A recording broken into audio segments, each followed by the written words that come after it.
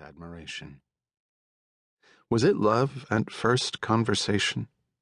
Who could say? But after the drinks that followed their dinner, which followed their walk, which followed their spontaneous lunch in the museum's cafe, Daniel did know one thing.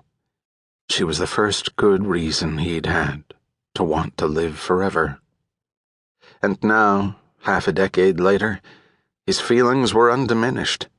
At the cusp of 40, and still he got a heady schoolboy rush watching her twist her dripping hair up into a towel, or sing under her breath while chopping cilantro, or gather her pantyhose around her thumbs as she poised a foot for entry.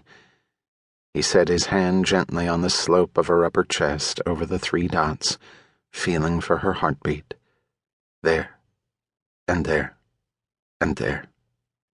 She stirred, those lashes parting to show her rich brown eyes.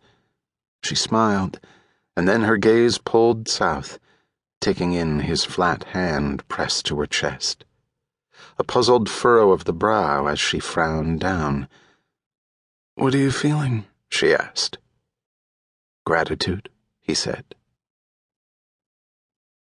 Daniel ran the steep slopes of Pacific Heights with the same intensity with which he'd tackled them as a high school wrestler trying to make weight, except now with the complaints of a 39-year-old body mediating the pace. Someone had once remarked that when you got tired of walking around San Francisco, you could always lean against it. He felt like leaning now. Instead, he loped along Vallejo to the edge of the Presidio and jogged the regal Lion Street steps, lined with meticulously planted gardens and cast in the shadows of towering trees. He passed a cluster of teenagers up from the night before, smoking their cigarettes and practicing their pouts, and a few early morning boot campers he recognized, traders and eye-bankers out to break a sweat before the market opened. Ahead, a younger man with rock-hard calves and tapered lats bounded up the steps, and Daniel dared himself to catch up. The stairs blurred underfoot, his muscles straining, taking 2 at a time, driving into the face of the challenge. And then it was no longer leisure, but something more. The age-old urge fired his belly. Be faster. Be stronger. Be better. Whistling past the guy, he kept on, legs burning, breath scouring his throat, the hill like a wall stretching up and up.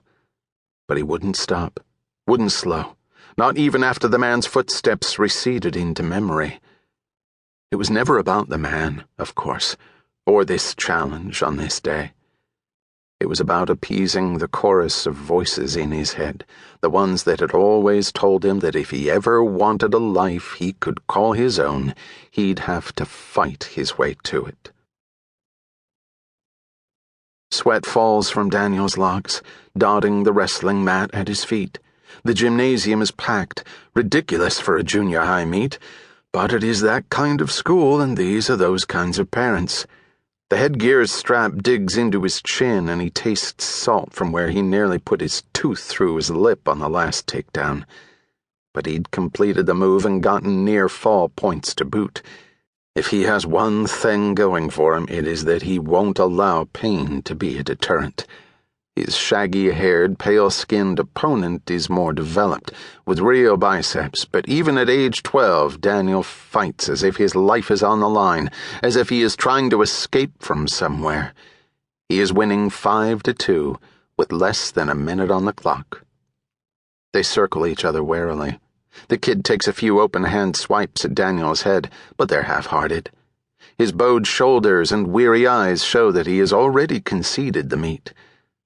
But Daniel doesn't want to win like this. He wants to clash until the bell. He wants to hear the definitive slap of the referee's hand against the mat, announcing the pin, showing that he didn't back down from a challenge by coasting to the finish line. A whistle halts the action. The kid's laces are untied. Daniel bounces on his toes to keep loose, his slender frame jiggling. Someone has the bright idea to enhance the timeout by blaring Kenny Loggins' Danger Zone through the antiquated speakers. As the boy crouches to adjust his shoes, Daniel turns to take in the bleachers. There's his mother.